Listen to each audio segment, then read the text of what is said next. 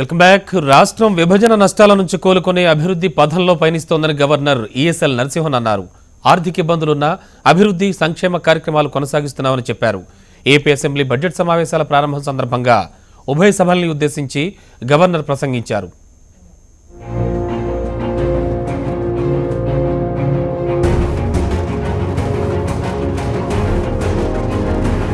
దేశంలోనే ఆంధ్రప్రదేశ్ అన్ని రంగాల్లో నంబర్ 1 గా అవతరిస్తుందని తెలుగు రాష్ట్రాల గవర్నర్ ESL నరసింహన్ ఆశాభావం వ్యక్తం చేశారు. జిల్లాల వారీగా అభివృద్ధి ప్రణాళికలు రూపొందిస్తున్నామని, పింఛన్ల మొత్తాన్ని రెట్టింపు చేసి 2000 ఇస్తామని చెప్పారు. 11 బీసీ కులాలకు చెందిన కార్పొరేషన్లు ఏర్పాటు చేశామన్నారు. 8 బీసీ ఫెడరేషన్లను కార్పొరేషన్లుగా మార్చనున్నామని పేర్కొన్నారు.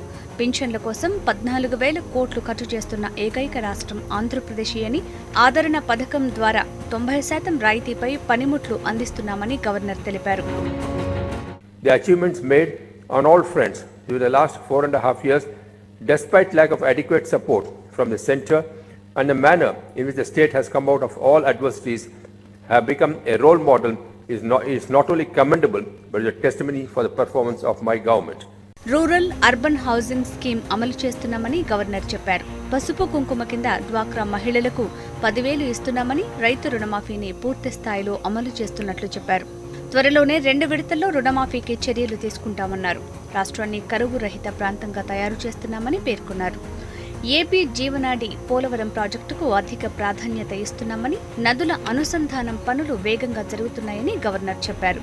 కేంద్ర సహకారం లేకుండానే కడపలో ఉక్కు పరిశ్రమ ఏర్పాటు చేస్తున్నామన్నారు. దీనివల్ల వేలాది మందికి ఉపాధి అవకాశాలు దక్కుతాయన్నారు. The union government's decision not to accord special category status to Andhra Pradesh is a major setback for the state in its development pursuit.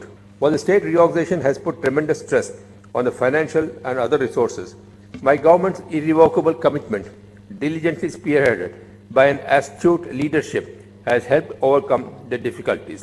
రాష్ట్రానికి అత్యంత అన్యాయం జరిగినా అభివృద్ధి పథంలో పయనిస్తున్నామని, గడిచిన 4.5 వ్యవధిలో వివిధ రంగాల్లో జరిగిన అభివృద్ధిపై 10 శ్వేతపత్రాలను ఇటీవలే విడుదల చేశామని గవర్నర్ వెల్లడించారు.